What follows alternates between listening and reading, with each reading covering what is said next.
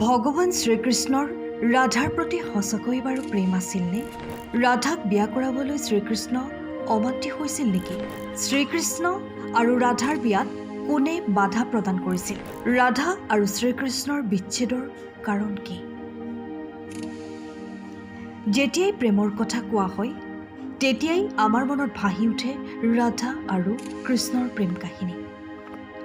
কিন্তু এটা প্ৰশ্ন বেছিভাগ মানুহৰ মনত উদয় হোৱা দেখা যায় যে ভগৱান শ্ৰীকৃষ্ণই ৰাধাৰাণীক ইমান ভাল পোৱাৰ পাছতো কিয় বিয়া কৰোৱা নাছিল?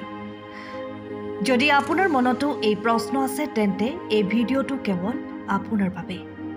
কাৰণ আজিৰ এই ভিডিঅ'টোত ভগৱান শ্ৰীকৃষ্ণৰ ৰাধাৰাণীক কিয় বিয়া কৰোৱা নাছিল তাৰ উত্তৰ আপোনালোকৰ ওচৰলৈ লৈ আহিছোঁ। গতিকে ভিডিঅ'ৰ শেষলৈকে আমাৰ লগত থাকক। এই প্ৰশ্নৰ উত্তৰৰ লগত জড়িত বহুতো কাহিনী হিন্দু ধৰ্মীয় গ্ৰন্থত প্ৰচলিত, যাৰ প্ৰথম কাহিনী অনুসৰি ৰাধা আন কোনো নাছিল, শ্ৰীকৃষ্ণৰে এক ৰূপ আছিল বুলি বিশ্বাস কৰা হয়। স্কন্দ পুৰাণৰ মতে শ্ৰীকৃষ্ণক আত্মৰাম বুলিও কোৱা হয়, অৰ্থাৎ যিজনে নিজৰ আত্মাৰ মাজতে উপভোগ কৰি সুখী হৈ থাকে আৰু সুখ অনুভৱ কৰিবলৈ আন কাৰোৰে প্ৰয়োজন নহয়। তেওঁৰ আত্মা কেৱল ৰাধা। সেয়েহে ৰাধা আৰু কৃষ্ণক কেতিয়াও পৃথক হ'ব নোৱাৰে। এনে পৰিস্থিতিত ৰাধা আৰু শ্ৰীকৃষ্ণৰ বিয়া হৈ বিচ্ছেদ হোৱাৰ প্ৰশ্ন উত্থাপন নহয়। শ্ৰীকৃষ্ণই দুয়ো ৰূপতে প্ৰকাশ কৰিছে। এয়া ঈশ্বৰৰ এক সুন্দৰ ৰূপ। পুৰাণত থকা তেওঁৰ এই ৰূপটো ৰহস্য, আধ্যাত্মিকতা আৰু দৰ্শনৰ সৈতে জড়িত। ব্ৰহ্ম বৈবৰ্ত পুৰাণত বৰ্ণিত কাহিনী অনুসৰি ৰাধা শ্ৰীকৃষ্ণৰ সৈতে গোলোকাত বাস কৰিছিল। এবাৰ তেওঁৰ অনুপস্থিতিত শ্ৰীকৃষ্ণই তেওঁৰ দ্বিতীয় পত্নী বিদ্যাৰ সৈতে ঘূৰি ফুৰিছিল।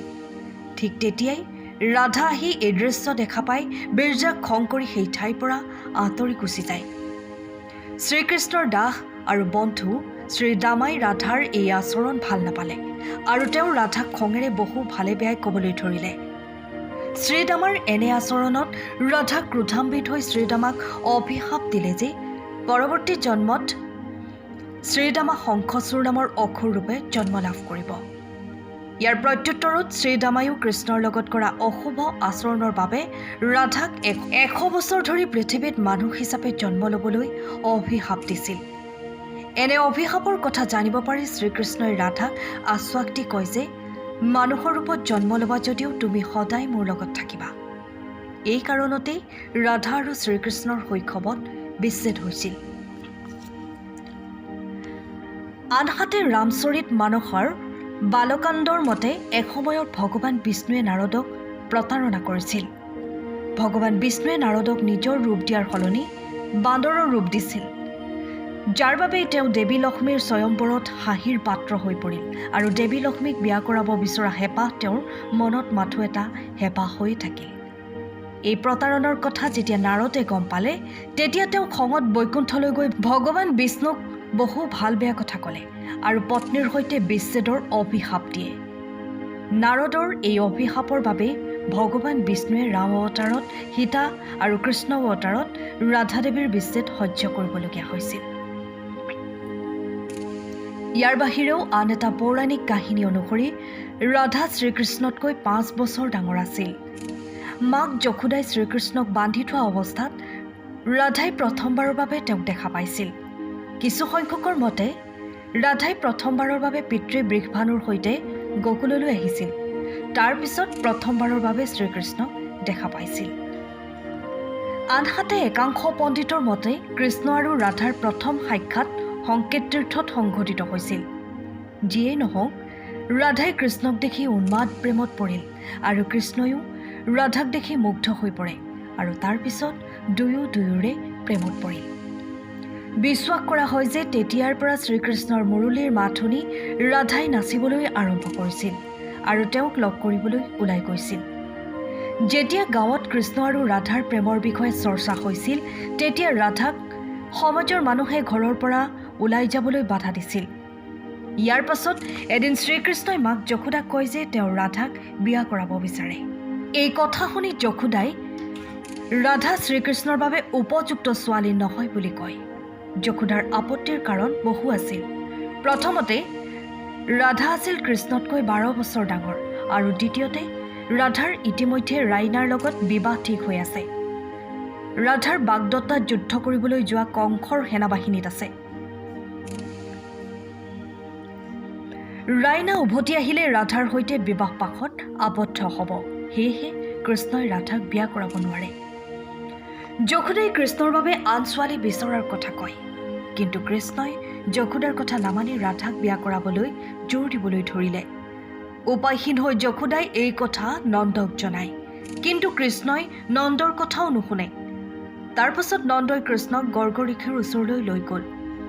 গৰ্গঋষিয়ে কৃষ্ণক বুজাই কয় যে তুমি এটা বিশেষ উদ্দেশ্যত জন্ম লৈছা। ভৱিষ্যতবাণী কৰা হৈছে যে তুমিয়েই ত্ৰাণকৰ্তা। তুমি এই পৃথিৱীত ধৰ্ম প্ৰতিষ্ঠা কৰিবা। সেয়ে এই গোৱালিনী ৰাধাক বিয়া কৰাব নালাগে।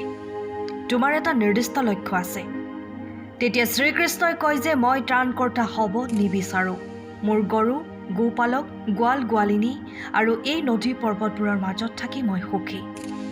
আৰু যদি ধৰ্ম প্ৰতিষ্ঠা কৰিবলগীয়া হয় তেন্তে মোক ভাল পোৱা আৰু মই ভাল পোৱাজনক এৰি যোৱাৰ এই অধৰ্মৰ পৰাই আৰম্ভ কৰাটো উচিত নে? এয়া ন্যায় নহয়। গৰ্গমুনিয়ে সকলো প্ৰকাৰে বুজাই দিয়ে, কিন্তু কৃষ্ণই বুজি নাপায়। তেতিয়া গৰ্গমুনিয়ে তেওঁক এই গোপন কথা একান্তভাৱে কয় যে তুমি যশোদা আৰু নন্দৰ পুত্ৰ নহয়। তুমি দৈৱকী আৰু বাসুদেৱৰ পুত্ৰ, আৰু তোমাৰ পিতৃ মাতৃক কংসই বন্দী কৰি থৈছে। এই কথা শুনি শ্ৰীকৃষ্ণ আচৰিত হৈ পৰে আৰু গৰ্গমুনিক নিজৰ বিষয়ে ভালদৰে ক'বলৈ অনুৰোধ কৰে।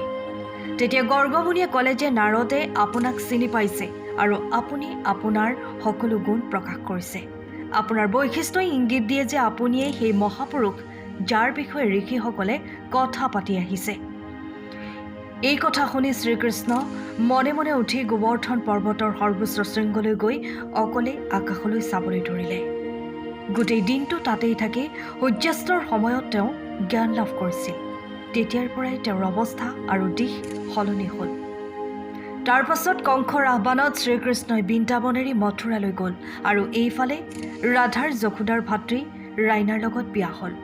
বন্ধু, সেইবাবেই ভগৱান শ্ৰীকৃষ্ণই কৈছিল যে ৰাধা মোৰ আত্মা, গতিকে মই তেওঁক বিয়া কৰোৱা বা নকৰোৱাৰ মাজত একো পাৰ্থক্য নাই। বিয়াৰ পিছতো ৰাধাৰ মোৰ প্ৰতি থকা প্ৰেম বা ৰাধাৰ প্ৰতি মোৰ প্ৰেম কমি যোৱা নাছিল। গতিকে যদি আপুনিও কাৰোবাক ভাল পায় আৰু তেওঁক বিয়া কৰাব নোৱাৰে তেন্তে হতাশ নহ'ব। কৃষ্ণৰ দৰে তেওঁৰ প্ৰেমক চিৰদিনৰ বাবে মনত সাঁচি ৰাখক। গতিকে বন্ধুসকল, শ্ৰীকৃষ্ণ আৰু ৰাধাৰ এই প্ৰেম কাহিনী আপোনালোকে ভাল পালে বুলি আশা কৰিলোঁ। ভাল লাগিলে যিমান পাৰে লাইক কৰিব আৰু লগতে বন্ধু বান্ধৱীৰ লগত শ্বেয়াৰ কৰিব।